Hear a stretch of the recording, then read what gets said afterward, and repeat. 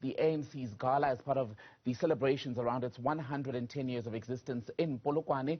Now, in the last half hour, in fact, the last 10 minutes, you're looking at a room there where people are essentially sitting in the dark and relying on other bits of light because the power went out as the party's president, Cyril Ramaphosa, was delivering the keynote address.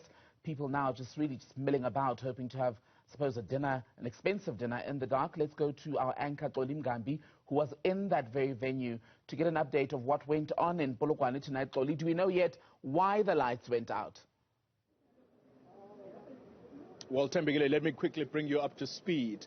I've just had a brief conversation, very impromptu, with the Treasurer General of the African National Congress, Paul Mashatile, who was actually taking out, or should I say, accompanying the president alongside his deputy as they left the venue. And I can tell you that Paul Mashatile says, and I quote, that this is probably a technical glitch that has occurred because the place that appears to be affected right now is the very hall where the president was addressing. When you look at other lights behind me, the venue does seem to be lit, but we are unclear as to what the situation is exactly inside. And I can tell you, Tembegile, that this is actually a very embarrassing situation because the president had actually to complete his speech, one without the PA system, and so he started shouting at the top of the voice so that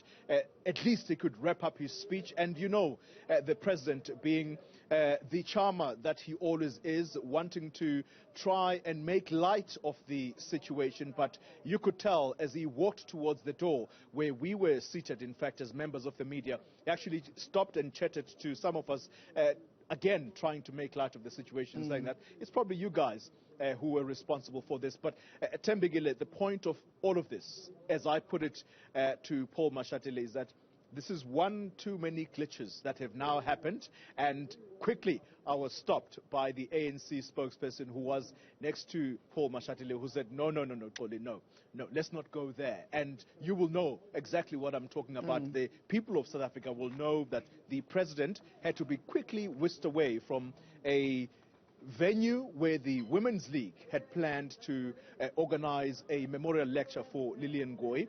And it was said that it was because of COVID regulations not being observed. But there are strong suggestions as well, Tembegile, that the security situation potentially could have been at play, that the threat might have been at play. As I talk to you right now, Tembegile, in fact, I'm in a fortunate position that the chairperson of the African National Congress, Gwede Mantashe, is actually about to walk in.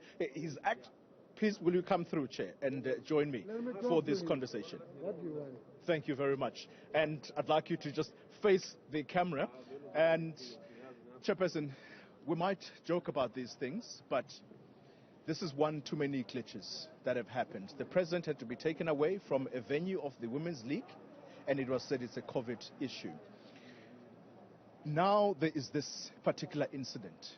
The country has experienced key institutions of our democracy being attacked. What is going on in the country? In any democracy, freedom is given to good people and bad people. And therefore, when you have freedom and you have given people freedom, you must expect these glitches, because others use that freedom to disrupt institutions of the state. What are you insinuating here? No, I'm not insinuating. I'm saying when you give freedom to everybody. And people use freedom in various ways. Others use it to attack institutions of democracy because others are not happy with the fact that there is freedom and that there is a state and that there is democracy.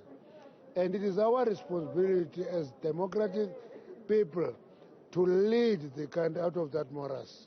Chairperson, let's not skirt around the issue. Can I go straight into it and say to you, can South Africans say without doubt that this, what is happening here, all these interruptions, could potentially be as a result of ANC factions? Now, I don't want to take that you are insinuating something very serious because when electricity goes, it's because of factions. When there's load shedding, it's because of ANC factions. I think we're stretching it too far. When the July unrest happened, Chairperson, Yes. your acting Secretary General, who unfortunately can't be here today, this issue, this particular issue, it was made. She was very clear that some within the movement were involved. So I'm not making up stories. Because the ANC is part of society. So the fact that people are ANC, society will have all these permutations. And the ANC must lead through that, and we're doing it.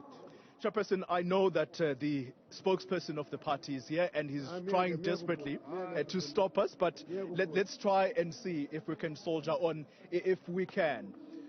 Chairperson, the year that we are in, South Africans are in no doubt in their minds about the potential stability that could result. You heard the President, he said the ANC, if it is divided and is unstable, that causes instability for the rest of the country.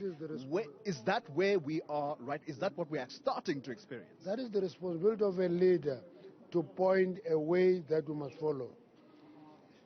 You see, Xoli, I want to give you a task. Read, whether you take a British history or you take an Italian history, and you see how factions and politics grow together.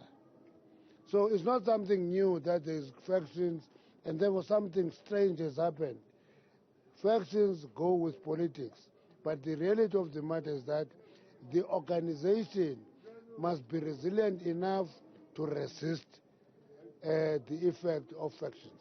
All right, Chairperson, I'm going to end our conversation, but I'm going to end it on this note. The President inside there spoke about the rearrangement, or forget the words, exact words he used, but he spoke about the rearrangement or restructuring of the security arrangement of the country. And I think specifically he was talking about the lax intelligence that we have in the country. And he said that it's important that the people of South Africa are safe and feel safe. Right now, I don't think you can say that, can you? Without a shadow of doubt. There are problems, but I don't think that we should throw the country to the dogs. That is so unsafe that it is going to the dogs. There are problems, they are addressed, and they will be addressed. Chairperson of the African National Congress, Gwede Mantashe, thank you very much. We are going to continue the conversation tomorrow, and I hope that we are going to continue this because we haven't spoken about the first installment of the State Capture Report, which you spoke about today. The first thing you must talk about is that the ANC is celebrating 110 years of its existence. That's where you should start. Thank you very much. Then you come to anything else. Thank you very much. That's the chairperson of the African National Congress, who doubles up, by the way, Thembekile, as the Minister of Energy. And I don't know what you make of it, Thembekile, but there does seem to be some concession that, yes, there are elements within the country that do not want to see the country progress for one or other reason. And Xoli, just very quickly, it's interesting, isn't it, firstly, that you're speaking to the Minister of Energy at a venue that's just been hit by a power cut, but then secondly, that Gwede Mantashe, the chairperson of the ANC, firstly says there are problems, but he says that does not mean we should throw the country to the dogs. Yet in an earlier response, he very much wanted to talk down the idea that what we're looking at tonight could be part of a bigger problem, especially for President Ramaphosa.